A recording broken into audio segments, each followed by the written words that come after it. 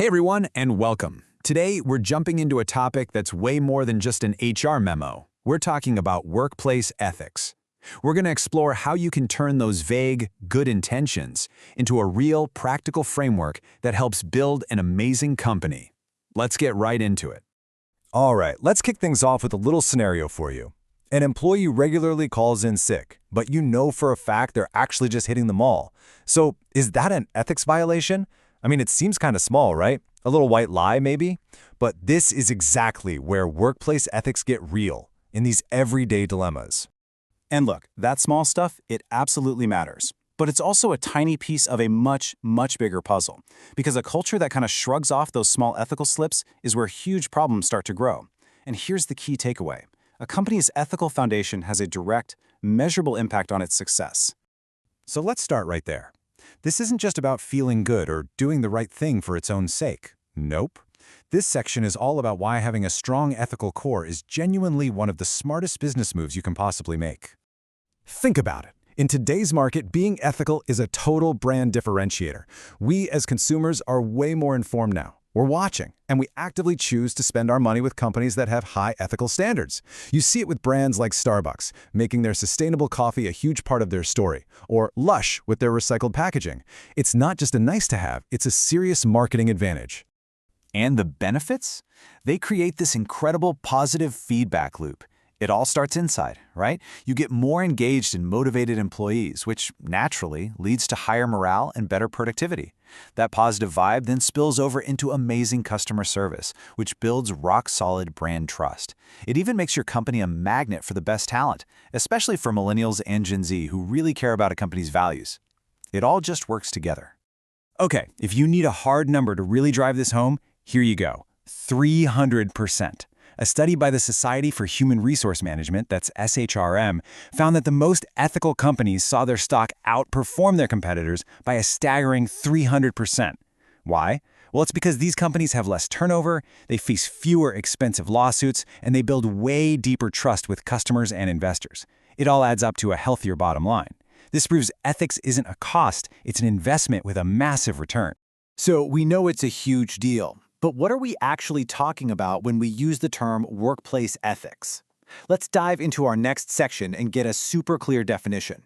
At its core, it's really pretty simple. Workplace ethics are the moral guidelines. Think of it as the company's rulebook that shape the entire culture. These principles are what govern how every single employee, and I mean everyone from the CEO all the way down, acts and makes decisions day in and day out. They're shaped by laws, what's normal for your industry, and what society just expects from a good business. And here's the good news. You are not starting from scratch here. Not even close.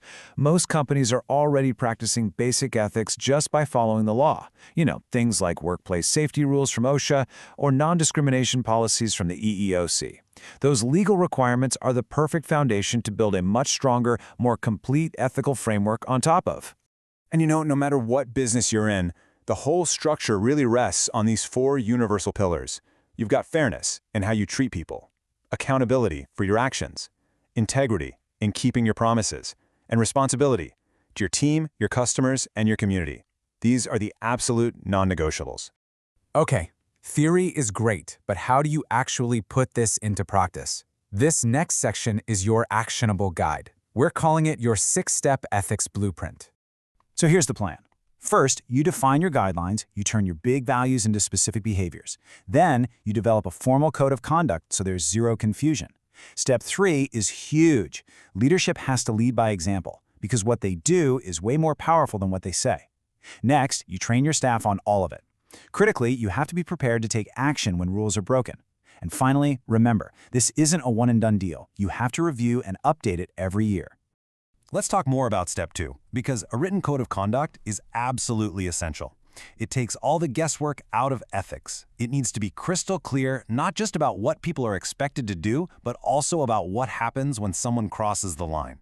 This single document creates clarity for everybody and makes your hiring process so much more transparent. Now, for Step 4, training. Just having people read a document isn't going to cut it. You have to bring it to life with real-world situations. Posing tough questions like this one. You see harassment happening, what do you do? And using role-playing helps people really think through those tricky gray areas. It builds a culture where everyone feels responsible for keeping up the standards. And this right here might be the most important point of all: enforcement. A beautifully written code of conduct is totally useless if it just sits on a shelf. Adopting a zero-tolerance policy for ethical breaches and applying it consistently to everyone is what gives your ethics program real power and credibility. So when you actually follow this blueprint and put in the work, you gain what we call the ethical advantage. Let's wrap things up by summarizing the incredible rewards you get for making this effort. I mean, this slide really lays it out, doesn't it? There are two very different paths a company can go down. On one side, you've got ethical companies.